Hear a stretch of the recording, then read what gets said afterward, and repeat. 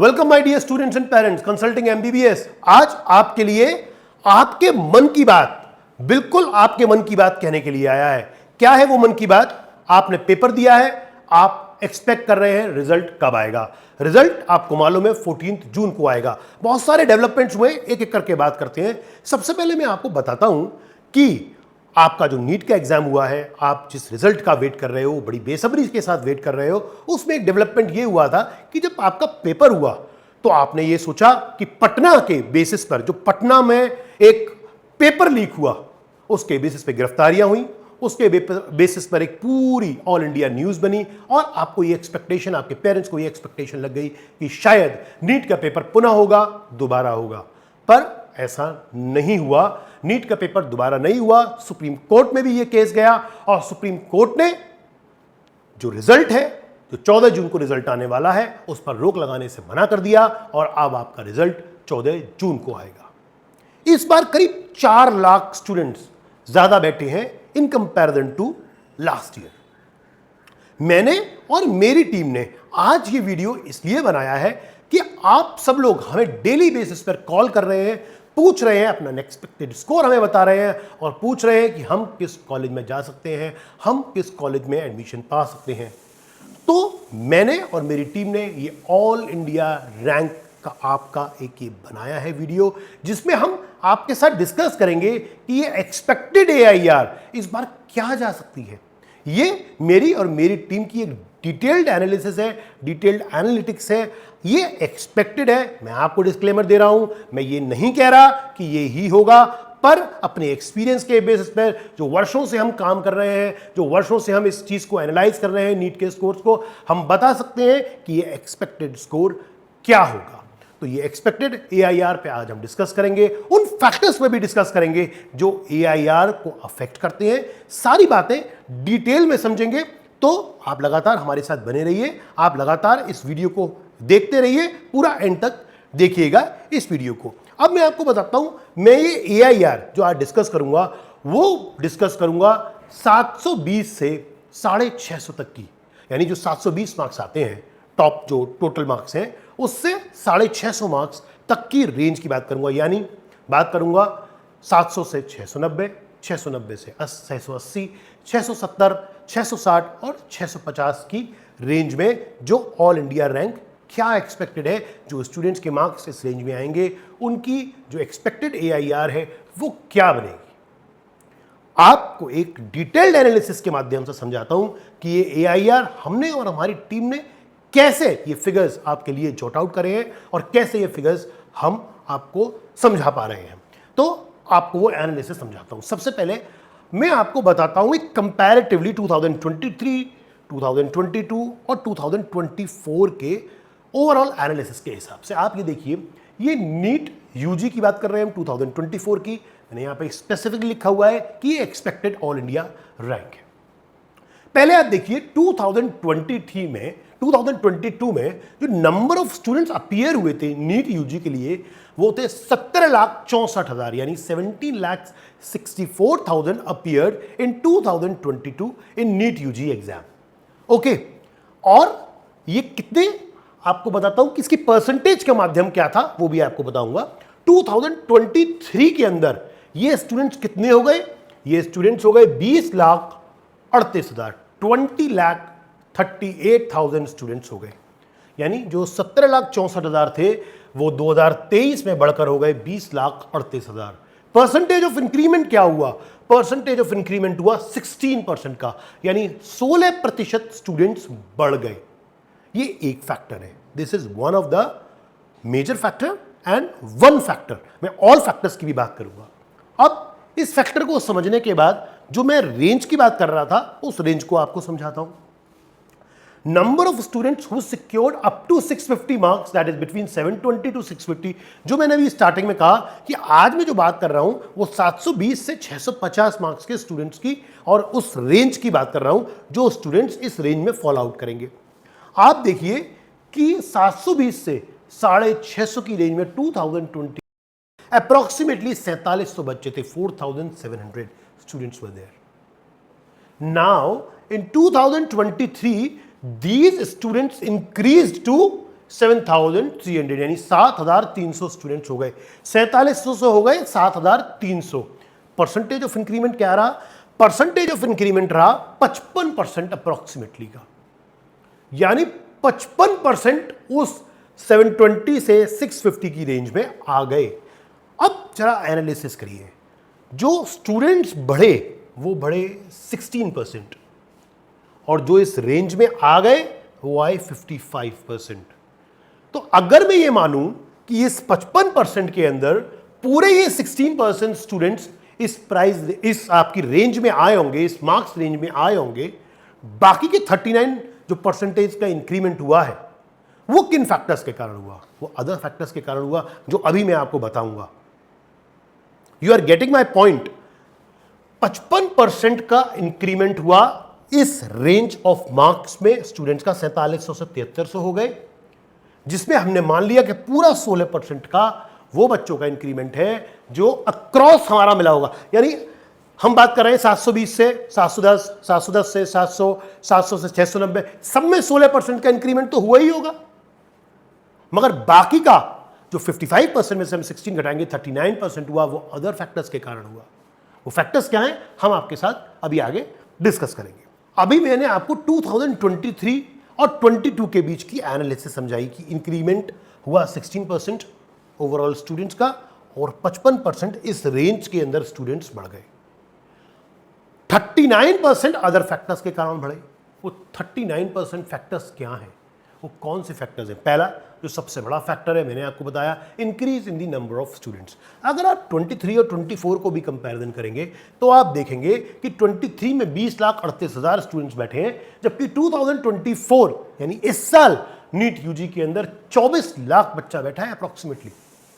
Increment कितने का हुआ? 20% का। वो फैक्टर क्या है? मैंने अभी यहां पर क्वेश्चन मार्क लगा रखा है, इसीलिए मैं आपको आगे बताऊंगा कि ये परसेंटेज क्या होगी। वो फैक्टर्स क्या हैं? उन फैक्टर्स पर चर्चा बहुत जरूरी है कि और फैक्टर्स कौन से हैं। वो फैक्टर्स है difficulty level of the exam. Exam कैसा आया है? एग्जाम इजी आया है? एग्जाम बच्चों का पढ़ा हुआ आया है? डिफिकल्टी क्या है? डिफिकल्ट आया है क्या एग्जाम? इस तरीके से नीट यूजी की डिफिकल्टी लेवल ऑफ एग्जाम एक अलग फैक्टर रहता है। और जो दूसरा फैक्टर है वो है competence level of the students. साल दर साल स्टूडेंट्स यानी आपका कॉम्पिटेंस लेवल बढ़ता जा रहा है। आपने 11th और 12th पढ़ाई करी और अपना नीट यूजी का एग्जाम दिया, यानी आपको प्रिपरेशन के लिए 2 साल मिले। मगर कुछ स्टूडेंट्स ऐसे हैं जो ड्रॉप ईयर लेते हैं, उनको प्रिपेयर करने के 3 साल मिले, उनका कॉम्पिटेंसी लेवल बढ़ा हुआ होगा। हर साल दर साल कॉम्पिटेंसी लेवल जो है वो स्टूडेंट्स का बढ़ रहा है, इसलिए वो फैक्टर भी हमें एक डिसाइड करने पड़ते हैं, उन फैक्टर्स को भी कंसिडर करना पड़ता है। इसलिए ये जो कंपैरिजन मैंने आपको बताया, इसके अंदर वो फैक्टर हमें डिस्काउंट भी करने पड़ेंगे। आगे चल के आपको बताता हूं कि मैंने जो एनालिसिस कर रखी है वो 2023 की कर रखी है और उसके कंपैरिजन में एक्सपेक्टेड ऑल इंडिया रैंक 2024 की भी मैं आपके आगे लेके आया हूं। क्या है, कैसे निकाली है, वो सब बात आपके साथ शेयर करूंगा। आप देखिए, ये फैक्ट्स ऑफ द केस है 2023 की। ऑल इंडिया रैंक 2023 में 720 मार्क्स से लेकर 700 तक गए। जो ऑल इंडिया रैंक थी वो 700 मार्क्स पे गई थी 349, 690 पर 901, 680 पर 1741, 670 पर ऑल इंडिया रैंक थी 3036, 660 पर थी ऑल इंडिया रैंक 4850 और 650 पर जो ऑल इंडिया रैंक हुई थी वो थी 7300। बात हो रही है 2023 की, यानी लास्ट ईयर की। अब मैं आपको बताता हूं कि इस रेंज में स्टूडेंट्स कितने थे। नंबर ऑफ स्टूडेंट्स जो 349 की AR गई थी उसके अंदर 349 ही स्टूडेंट्स थे। 901 जो AIR थी उसके अंदर 552 स्टूडेंट्स थे। कैसे निकाला? ये 552 फिगर हमने निकाला, आपका 901 माइनस 349 आपका फिगर आता है 552, यानी इस रेंज के अंदर, इस AIR के अंदर इतने बच्चे थे। 1741 AIR आई 680 पर, स्टूडेंट्स हो गए 840। आप ऐसे ही निकाल सकते हैं, 1741 माइनस 901 840, इसी तरीके से 1295, 1814 और 2450, ये नंबर ऑफ स्टूडेंट्स थे इस मार्क्स रेंज के अंदर और इस AIR पर। अब बात करते हैं 2024 की, जिसके अंदर आप सबसे ज्यादा इंटरेस्टेड है कि सर इस साल की ऑल इंडिया रैंक एक्सपेक्टेड क्या है। मैंने इसमें केवल अभी एक फैक्टर कंसिडर किया हुआ है, जो मैंने अभी आपको पीछे बताया कि 20% का इंक्रीमेंट हुआ है। 20,38,000 स्टूडेंट से 2023 के अंदर 2024 के अंदर 24 लाख स्टूडेंट्स हो गए हैं। 20% का इंक्रीमेंट हुआ है। मैंने वही 20% का केवल इंक्रीमेंट कंसिडर किया है कि अगर केवल 20% का इंक्रीमेंट हम हर मार्क्स रेंज के अंदर करें तो ऑल इंडिया रैंक कहां जाएगी। ऑल इंडिया रैंक इस तरीके से होगी, 349 वाली जो ऑल इंडिया रैंक खत्म हुई थी वो आज 419 पर होगी और नंबर ऑफ स्टूडेंट्स 419 हो जाएंगे। ऑल इंडिया रैंक 1081 होगी, स्टूडेंट्स होंगे 662। मैं आपको यह भी बताता हूं कि ये हमने एक्सपेक्टेड AIR कैसे निकाली है। अगर आप इन नंबर ऑफ स्टूडेंट्स में 419 में 662 या 1081 में 419 घटाएंगे तो ये 662 आ जाएगा। इस तरीके से आप इसको ऐड करते जाइए, 419 plus 662 181, 1081 plus 1008 2089, 2089 plus 1554 3643 expected AIR आपके सामने आ जाएगी। यानी अगर हम बात करें 650 मार्क्स पर जो ऑल इंडिया रैंक होगी वो 8770 होगी। अभी मैंने आपको ये 2022-23 की एनालिसिस, अब 23-24 की एनालिसिस बताई। मैंने आपको बताया कि 20% इंक्रीमेंट होने के बाद ऑल इंडिया रैंक क्या बनेगी, मगर ये डेटा इनकम्प्लीट है। क्यों इनकम्प्लीट है मैं आपको बताता हूं, क्योंकि इसके अंदर बहुत सारे फैक्टर्स हमने कंसिडर ही नहीं किए अभी। इस बार का जो नीट यूजी का पेपर है वो बहुत इजी था। कॉम्पिटेंसी लेवल आप स्टूडेंट्स की डे इन डे आउट बढ़ती ही जा रही है। आप लोगों का जो कॉम्पिटेंसी लेवल है डे इन डे आउट बढ़ रहा है। साथ ही नंबर ऑफ स्टूडेंट्स तो इंक्रीज हुए ही, आप देख रहे हैं 20% का इंक्रीमेंट हुआ है। यानी सारे फैक्टर्स पॉजिटिव है। पेपर डिफिकल्ट नहीं आया है। अगर पेपर डिफिकल्ट आता, कुछ और परेशानी होती, कोई भी एक नेगेटिव फैक्टर होता तो हम कंसिडर करते, मगर सारे फैक्टर्स पॉजिटिव की तरफ है और उसका एक बहुत क्यूमुलेटिव इफेक्ट आएगा। यानी पॉजिटिव नंबर ऑफ स्टूडेंट्स बढ़े हैं, ये भी पॉजिटिव कि नीट यूजी का पेपर इस बार इजी आया है, ये भी पॉजिटिव कि आप लोगों का कॉम्पिटेंसी लेवल बढ़ गया है। इन सारे फैक्टर्स को कंसिडर करके, इनका क्यूमुलेटिव इफेक्ट देखकर मैंने और मेरी टीम ने जो एनालिटिक्स करी है उसके बेसिस पर अब मैं बताता हूं कि ऑल इंडिया रैंक कितनी हाई जाएगी, कहां पहुंचेगी। और अब आप देख सकते हैं कि आपके मार्क्स के हिसाब से आप इस ऑल इंडिया रैंक में कहां स्टैंड कर रहे हैं। तो मैं आपके साथ अब शेयर कर रहा हूं वो एक्सपेक्टेड 2024 की जो ऑल इंडिया रैंक, जो आप हर स्टूडेंट्स मुझसे फोन पे पूछ रहा है। आप देखिए कि 700 यानी 700 पर जो ऑल इंडिया रैंक 349 थी, आज मेरी टीम उस ऑल इंडिया रैंक को लेके जा रही है 449 पर। Increase in the number of students as per our data analytics 449, यानी जो पहले स्टूडेंट्स केवल 349 थे आज हो जाएंगे 449। 690 मार्क्स पर पहले ऑल इंडिया रैंक थी 901, अब हो जाएगी 1181। स्टूडेंट्स पहले जो थे 552 अब हो जाएंगे 732। कैसे कैलकुलेट करी मैं पीछे वाली स्लाइड में आपको बता ही चुका हूं। मैं यहां पर सिर्फ कंपैरिजन आपको समझा रहा हूं। 680 मार्क्स पर पहले ऑल इंडिया रैंक 1741 थी, अब हो जाएगी एक्सपेक्टेड AIR 2344। जो टोटल स्टूडेंट्स है वो थे 840 और जो आपके नंबर ऑफ स्टूडेंट्स अब हो जाएंगे 1163। 670 पर पहले ऑल इंडिया रैंक थी 3036, अब होगी 4172। स्टूडेंट जो 1295 थे बढ़कर हो जाएंगे 1828। 660 की बात करें तो ऑल इंडिया रैंक थी 4850, वो अब हो जाएगी 6788।